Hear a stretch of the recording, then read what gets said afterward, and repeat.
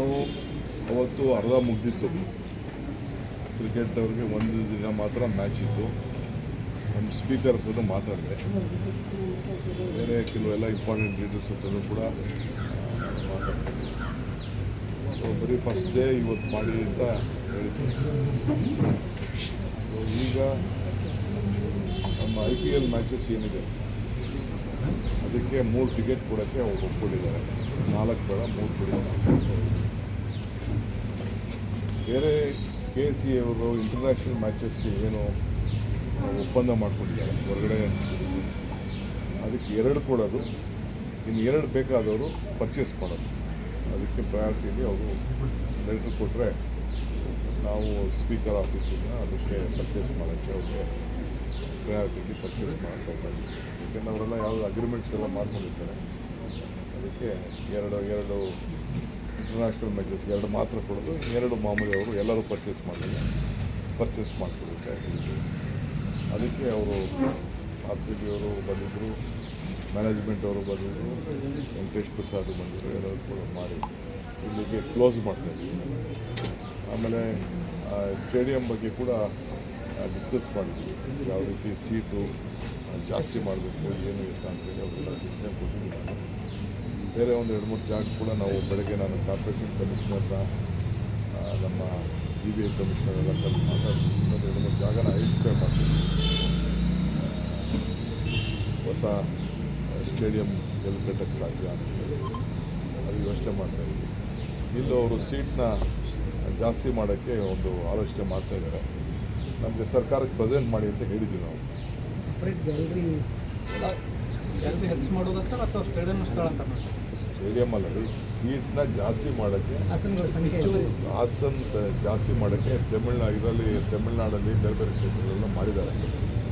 ಒಂದೊಂದು ಪೋರ್ಷನ್ನೇ ಮಾಡ್ಕೊಂಡು ಹೋಗಿದ್ದಾರೆ, ಅನೌನ್ಸ್ಮೆಂಟ್ ಮಾಡ್ಕೊಂಡು ಹೋಗಿದ್ದಾರೆ. ಕೆಲವೆಲ್ಲ ಬಾಕ್ಸ್ಗಳೆಲ್ಲ ಜಾಸ್ತಿ ಮಾಡೋಕ್ಕೆ ಹೋಗಿದ್ದಾರೆ.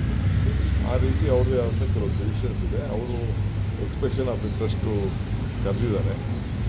ಅವ್ರ ಪ್ರಪೋಸಲ್ಸ್ ಬಂದಮೇಲೆ ಸರ್ಕಾರ ಕೂತ್ಕೊಂಡು ಅವ್ರಿಗೇನು ಪರ್ಮಿಷನ್ ಕೊಡಬೇಕು ಒಳ್ಳೇದು ನೋಡಿ ಮುಂದಕ್ಕೆ ಸ್ವಲ್ಪ ಇನ್ನೊಂದು 20,000 ಎಕ್ಸ್ಟ್ರಾ ಆಯಿತು ಅಂದರೆ ಜನಕ್ಕೆ ಅನುಕೂಲ ಆಗ್ತದಲ್ಲ. ಅದೇ ಇದರಲ್ಲಿ ಏನು ಮಾಡ್ಬೋದು ಅಂತೇಳಿ ಆಲೋಚನೆ ಮಾಡ್ತೀವಿ. ನಾಳೆಯಿಂದ ಪ್ರಚಾರಕ್ಕೆ ಹೋಗ್ತಾ ಇದ್ದೀರಿ? ಹೋಗ್ಬೇಕಲ್ಲಪ್ಪ, ಇವತ್ತೇ ಹೋಗೋಣ ಅಂತಿದೆ. ಚೀಫ್ ಮಿನಿಸ್ಟ್ರು ಬಾಗಲಕೋಟೆ ಹೋಗಿದ್ದಾರೆ. ನಾಳೆ ದಾವಣಗೆರೆಗೆ ಹೋಗ್ತಾ ಇದ್ದೀನಿ. ನಾನು ಜೀವನ ಅವರು ಇವತ್ತು ಮೀಟಿಂಗ್ಸ್ ಇದೆ. ಎಲೆಕ್ಷನ್ ವಿಚಾರಕ್ಕೆ ಮಧ್ಯಾಹ್ನ ಮೀಟಿಂಗ್ಸ್ ಇದೆ. ನಾಳೆ ಬಾಗಲಕೋಟೆಗೆ ಹೋಗ್ತೀನಿ. ತಿರ್ಗಾ ದಾವಣಗೆರೆ ಬಾಗಲಕೋಟೆನ ಒಂದು ಹೋಗ್ತೀನಿ. ಆಮೇಲೆ ಕೇರಳಗೆ 5-6 ಹೋಗ್ತಾ ಇದ್ದೀನಿ. ಕೇರಳಗೆ 5-6 2-4 ಕೊಟ್ಟಿದ್ದೆ. ಅದೇನೋ ಅಲ್ಲಿ ಈಸ್ಟರು ಗುಡ್ ಫ್ರೈಡೇ ಇದೆಯಂತೆ. ಅದಕ್ಕೆ ಅವ್ರು ರಿಕ್ವೆಸ್ಟ್ ಮಾಡೋದು ಬೇಡ ಅಂತ. ಸೊ ಅದಕ್ಕೆ 5-6 ಏನೋ ಕೊಟ್ಟಿದ್ದೀವಿ. ಸರ್, ಗ್ಯಾಸ್ ಸಿಲಿಂಡರ್ಗಳ ಸಮಸ್ಯೆ ಆಗ್ತಾ ಇರೋದ್ರಿಂದ ನಾಳೆ ಬೆಳಗ್ಗೆ ಬಹಳಷ್ಟು ಹೋಟೆಲ್ಗಳು ಬಂದಾಗ ನಾಳೆ ಬೆಳಗ್ಗೆ ಒಂದು ಪ್ರೆಸ್ ಕಾನ್ಫರೆನ್ಸ್ ಇದೆ 9:30 ಗಂಟೆಗೆ ಕಾಂಗ್ರೆಸ್ ಆಫೀಸಲ್ಲಿ.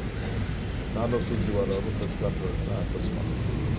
ಸರ್, ಅಸ್ಸಾಂನಲ್ಲಿ ಮಲ್ಲಿಕಾರ್ಜುನ್ ಖರ್ಗೆ ಅವರು ಫ್ರೀ ಬೀಸ್ನ ಕೊಡ್ತೀವಿ ಅಂತೇಳಿ ಅನೌನ್ಸ್ ಮಾಡಿದ್ದಾರೆ. ಕರ್ನಾಟಕದ ರೀತಿ ಅಲ್ಲೂ ವರ್ಕೌಟ್ ಆಗುತ್ತೆ ಅಂತ ಅನ್ಸುತ್ತೆ. ತಾವು ಕೂಡ ಪ್ರಚಾರಕ್ಕೆ ಹೋಗಿದ್ದೆ ಅಸ್ಸಾಮಲ್ಲಿ.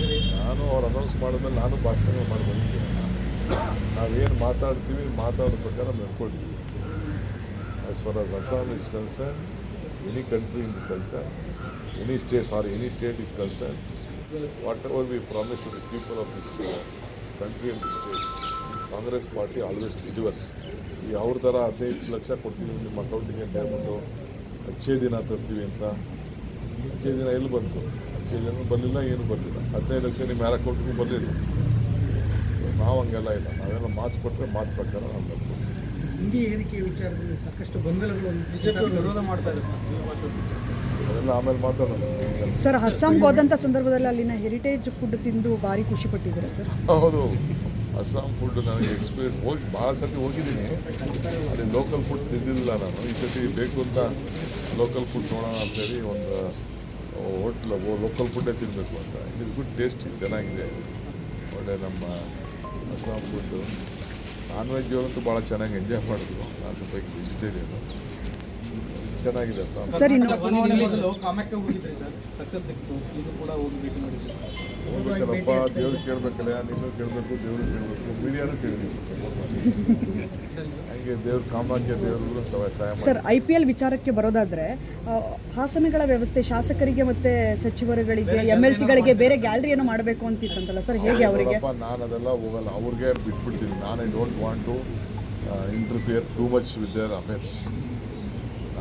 ನಾವು MLA ಆಗಿರ್ಬೋದು, MP ಆಗಿರ್ಬೋದು, ಏನೋ ಒಂದು ಸ್ಮಾಲ್ ರಿಕ್ವೆಸ್ಟ್ ಇತ್ತು, ಆಯಿತು.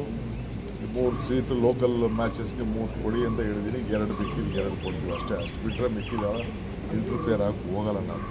ಸ್ಟೇಡಿಯಂ ವಿಚಾರ ಬಜೆಟ್ ಅಲ್ಲಿ ಘೋಷಣೆ ಮಾಡಿದಿರಿ, ಸರ್ಕಾರದಿಂದ ಸ್ಟೇಡಿಯಂ ಕ್ರೀಡಾಂಗಣ ಮಾಡ್ತೀವಿ ಅಂದ್ಕೊಂಡು. ಈಗ KCN ಕೂಡ ಹೊಸದಾಗಿ ಬೇರೆ ಕಡೆ ಮಾಡ್ತಾರೆ ಕ್ರೀಡಾಂಗಣ. ಅವ್ರಿಗೆ ಜಾಗ ಕೊಟ್ಬಿಟ್ಟಾರೆ ಮಾಡಬೇಕು. ಕೊಟ್ಟಿದ್ದೀವಿ ಅವ್ರ ಜಾಗ, ಎಲ್ಲ ಟ್ರೈನಿಂಗ್ ಮಾಡ್ತಾ ಇದ್ದಾರೆ. ಇಲ್ಲಿ ಗೋಲ್ಡನ್ ಸ್ಪಾ ಇದೆಯಲ್ಲ, ಕೊಟ್ಟಿದ್ದೀವಿ. 25 ಕೊಟ್ಟಿದ್ದೀವಿ. ಮೊನ್ನೆ ತುಮಕೂರಲ್ಲಿ ಕೊಟ್ಟಿದ್ದೀವಿ, ಮೈಸೂರಲ್ಲಿ ಕೊಟ್ಟಿದ್ದೀವಿ, ಎಲ್ಲ ಕೊಟ್ಟಿದ್ದೀವಿ ನಾವು ಜಾಗ. ಬೆಂಗಳೂರಲ್ಲೂ ಬೇರೆ 2-3 ಜಾಗ ಮಾಡ್ತಾ ಇದ್ದೀವಿ. ಕೂಡ ಕಟ್ತಾ ಇದ್ದೀರಾ ಸರ್? KHP ಆದರೆ ನಾವು ಕ್ಯಾಬಿನೆಟ್ ಕ್ಲಿಯರ್ ಮಾಡಿದ್ದೀವಿ. ಅಲ್ಲ, ಅದನ್ನೇನಾದ್ರು ಕೇಸಿಂದ ಏನಾದರೂ ಒಪ್ಪಂದ ಮಾಡ್ತೀರಾ ಸರ್? ಇದು ಎಲ್ಲ ಸ್ಪೋರ್ಟ್ಸ್ಗೂ ನಾವು ಹೌಸಿಂಗ್ ಬೋರ್ಡಿಂದ ಮಾಡ್ತಾ ಇರೋದು. ಎಲ್ಲ ಸ್ಪೋರ್ಟ್ಸು ಇಲ್ಲಿ ಅಂತ ಇದು ಸಿಟಿ ಟೈಪ್ ಮಾಡಬೇಕು, ಎಲ್ಲರಿಗೂ ಅನುಕೂಲ ಆಗಲಿ ಅಂತೇಳಿ. ಬರೀ ಕ್ರಿಕೆಟ್ ಒಂದೇ ಅಲ್ಲ, ಫುಟ್ಬಾಲ್ ಇರ್ಬೋದು, ನಾಳೆ ಯಾವ್ದಾದ್ರು ಕಾನ್ಸರ್ಟ್ ಇರ್ಬೋದು, ನಾಳೆ ಇನ್ನೊಂದು ಏನಾದ್ರು ಒಂದು ಬೇರೆ ಸ್ಪೋರ್ಟ್ಸು, ಅಥ್ಲೆಟಿಕ್ಸು ಎಲ್ಲ ಕೂಡ ಆಗಲಿ ಅಂತೇಳಿ ಹೊರಗಡೆ ಮಾಡಬೇಕು ಅಂತ ಮಾಡ್ತೀವಿ. discussion with Yes, of course.